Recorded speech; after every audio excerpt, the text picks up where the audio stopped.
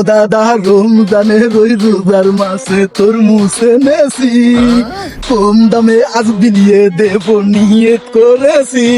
এই যে বাংলাদেশি চাচা দাদা, এদিক তো আসুন শুনুন। এ দাঁড়াই, তুই করছিস কি? আয় আয় আয়, দে দে দে।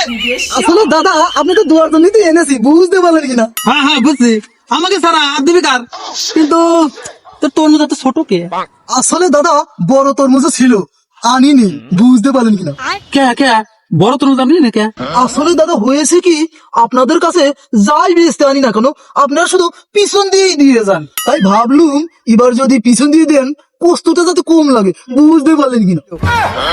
এ দাঁড়াই, তুই কোথা টুক করলি কি? এটা রমজান মাস না, আমরা সন্ধ্যতে আছি, পিছন দিয়ে দেবন না, অত ভয় পাইস না। মাঠে হেগে এত খুশি হয়নি দাদা, খুশি হলুম খুশি হলুম। হ্যাঁ হ্যাঁ ভালো হয়েছে, তাহলে দে তরমুজটা দে। আর দাম লাগাইছিস কত? দাদা তরমুজটা আসলে ভালো ছিল, এই নেন 200 টাকা কিলো। আচ্ছা দাদা আমার টাকাটা। পাগলটা পাও, আমার কানে তরমুজ 50 টাকা কেজি, আর তুমি 200 টাকা কিলো চাও। টাকা ঈদের মধ্যে নিও। এসব সালাদের মনই পাওয়া যায় না, রমজান মাস সালারা তাও ভালো হলো না, টাকা না পাই, ইদারিং ব্যবসাটা তো ভালো হচ্ছে।